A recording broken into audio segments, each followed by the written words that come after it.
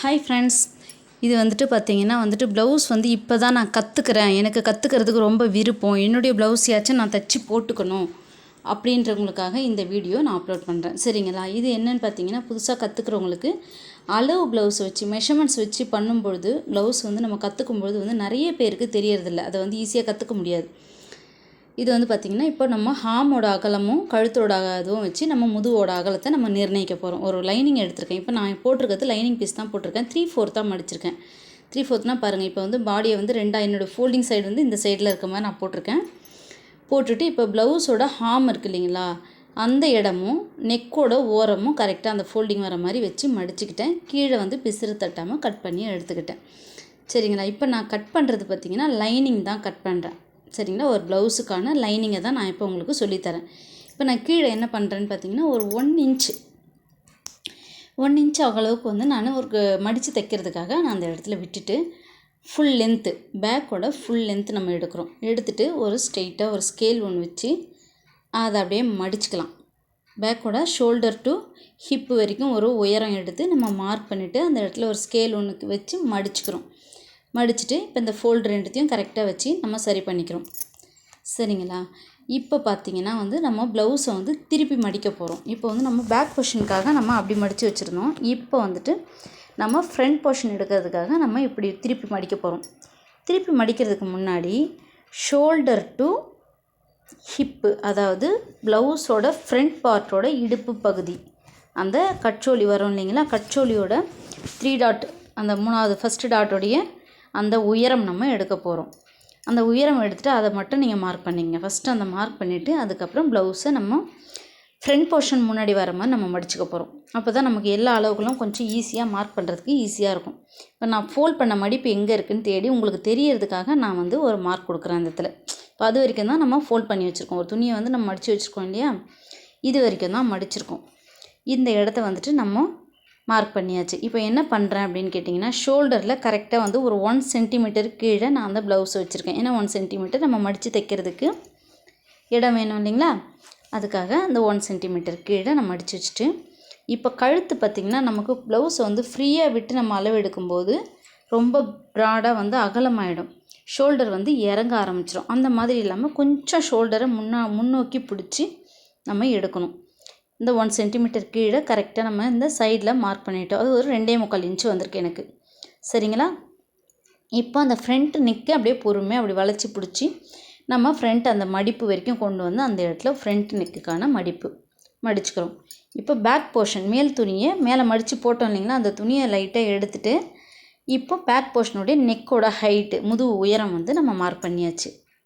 Mark பண்ணிவிட்டு இந்த shoulder அகலம் பார்த்திங்கன்னா, இந்த ஷோல்டர் நெக்குக்கு பக்கத்தில் நம்ம ஷோல்டரோட அகலத்தை நம்ம இந்த ப்ளவுஸில் என்ன அளவு இருக்கோ அதே அளவு தான் நம்ம எடுத்திருக்கோம்.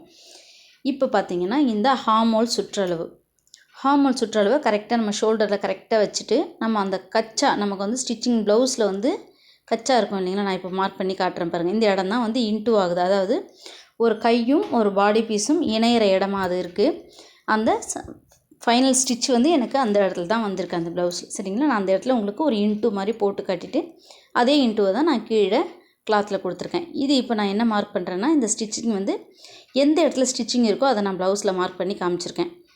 அதுக்கு பக்கத்தில் பார்த்திங்கன்னா கீழே 1 சென்டிமீட்டர் விட்டு நான் மார்க் பண்ணிக்கிட்டேன். சரிங்களா?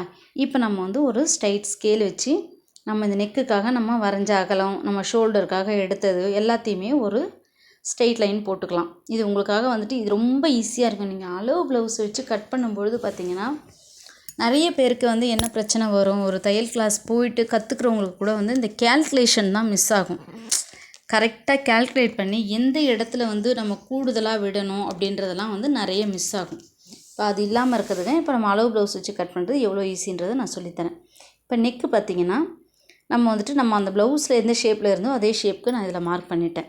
இப்போ இதை நம்ம ஹார்மோல் எப்படி எடுக்க போகிறோம் அப்படின்னு பார்த்திங்கன்னா, உங்களுக்கு நான் எப்படி இதை கரெக்டாக அந்த ஷேப் எடுக்கிறது அப்படின்றத நான் சொல்கிறேன். இப்போ ஒரு இன்ச் டேப் எடுத்துக்கலாம். எடுத்துக்கிட்டு அதில் எத்தனை சென்டிமீட்டர் வருது.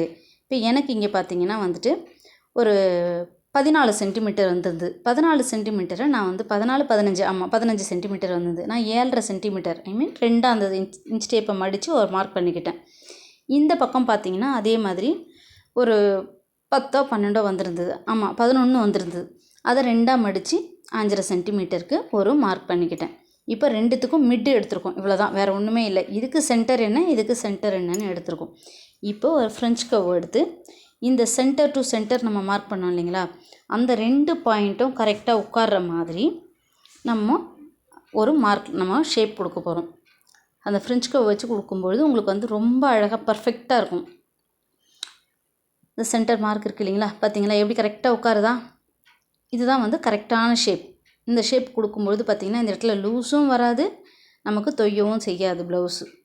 சரிங்களா, இதை மாதிரி கொடுத்துட்டு இதுக்கப்புறம் பார்த்திங்கன்னா இது ஷோல்டரோட மிட்டு சென்டர் பாயிண்ட் எடுத்துக்கிட்டு, ஷோல்டர் 2.25 வந்திருந்தது. 2.25 நான் 2ஆக மடித்து எடுத்து சென்டர் பாயிண்ட் மார்க் பண்ணிக்கிட்டேன். அது பார்த்திங்களா 2ஆக மடித்து அதை வந்துட்டு நான் சென்டர் பாயிண்ட் மார்க் பண்ணிவிட்டு அதை ஃபுல்லாக ஒரு ஸ்கேல் வச்சு ஸ்ட்ரெயிட்டாக ஒரு லைன் போட்டுக்கிட்டேன். இப்போது இதில் தான் வந்து நம்ம வந்து டாட் பிடிக்க போகிறோம். சரிங்களா, அதாவது வந்து ஃப்ரண்ட் ப்ளவுஸோடைய ஃப்ரண்ட் பார்ட்டோடைய சென்டர் டாட் இருக்குங்களா, கீழே நம்ம ஹிப்பில் போடக்கூடிய அந்த பெரிய டாட்டோடைய பாயிண்ட் எது அப்படின்றத நம்ம இப்போ பார்த்துருக்கோம். சரிங்களா, பார்த்து அதை மார்க் பண்ணிவிட்டு இந்த சைடில் பார்த்திங்கன்னா ஒரு 1.25 இன்ச்சு ஹைட் எடுத்துக்கோங்க. இந்த சைடு பார்த்திங்கன்னா ஒரு 1.5 இன்ச்சு, அதாவது ஹூக் பட்டி இருக்க பக்கம் ஒரு 1 இன்ச்சுலேருந்து 1.25 இன்ச்சு வரைக்கும் நம்ம வந்து மார்க் பண்ணிக்கோங்க. இந்த சைடு பார்த்திங்கன்னா 1.5 இன்ச்சு கண்டிப்பாக வரும். நம்ம அந்த ப்ளவுஸ் அளவு ப்ளவுஸில் இருந்தது 1.5 இன்ச்சு கரெக்டாக வந்திருக்கு. 1.25 இன்ச்சு வந்திருந்தது. அதை மார்க் பண்ணிக்கிட்டோம். இப்போ இது வந்து ஃப்ரண்ட் போர்ஷனுக்காக கொஞ்சம் சின்ன ஒரு 1 சென்டிமீட்டருக்கு ஒரு சின்ன கர்வ் எடுத்தாக்கா தான் ஃப்ரண்ட்டில் இன்னும் நல்லாயிருக்கும். பேக் போர்ஷனை விட ஃப்ரண்ட்டில் இன்னும் கொஞ்சம் நம்ம இறக்கம் கொடுக்கணும். அந்த மார்க் நான் பண்ணிட்டேன்.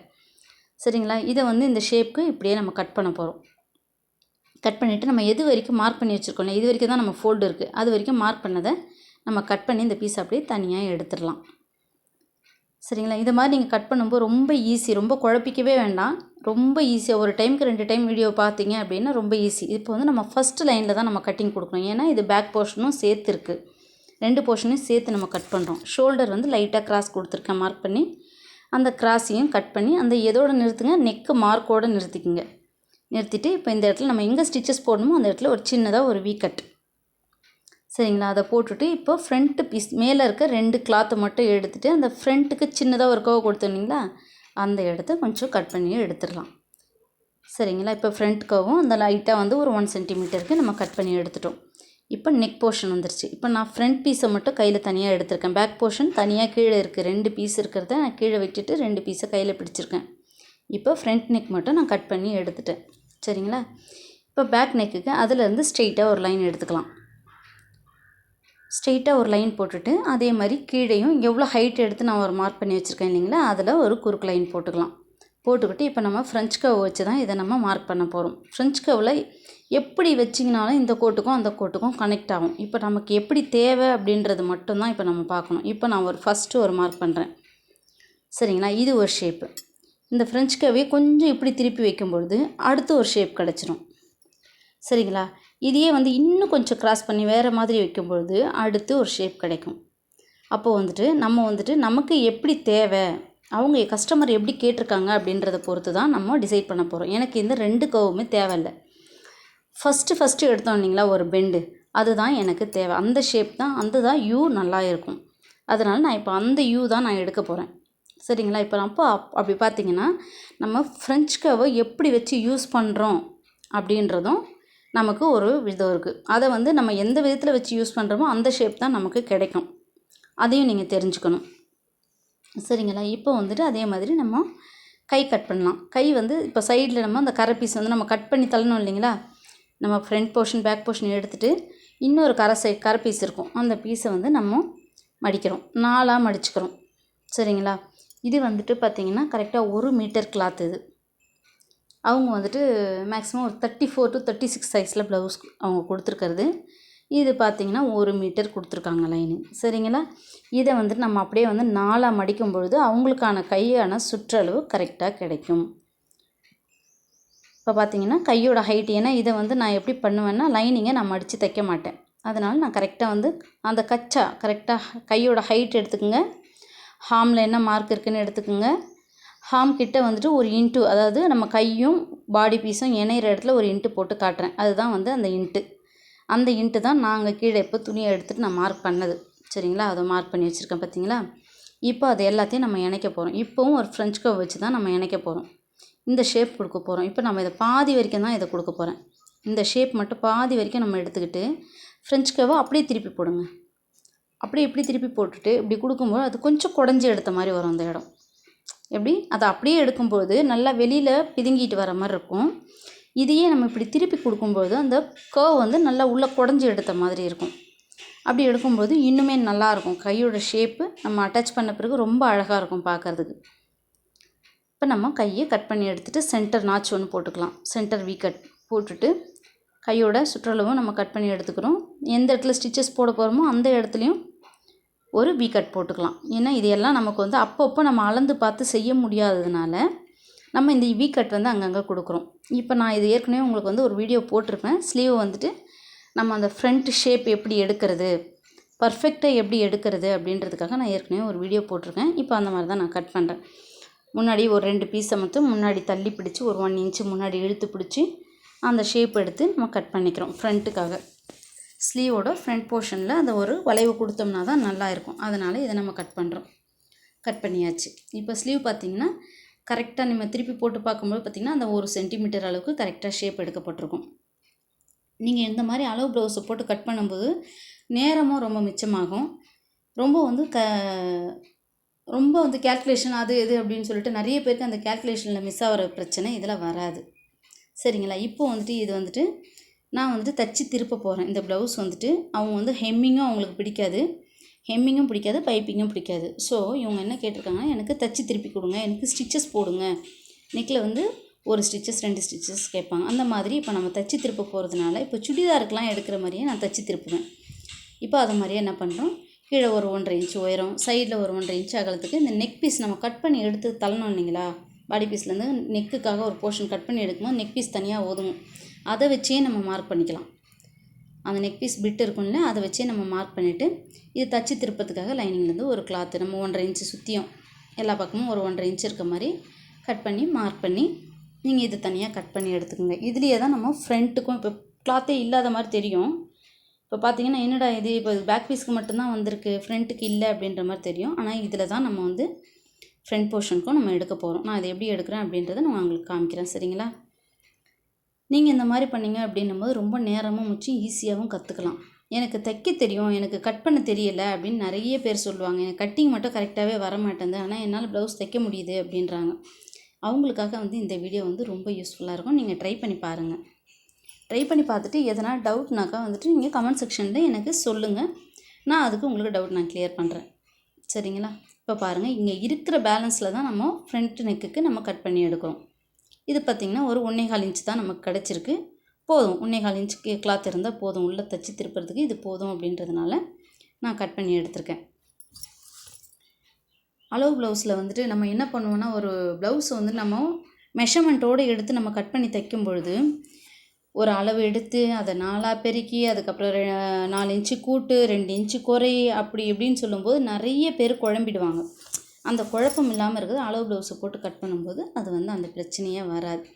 இப்போ பார்த்திங்கன்னா நான் வந்துட்டு ஒரு 4 இன்ச்சில் ஒரு கிளாத் எடுத்திருக்கேன். இது வந்து ஹிப்பு பட்டிக்காக எடுத்திருக்கேன். இதை நான் லைனிங்கில் எடுத்திருக்கேன்.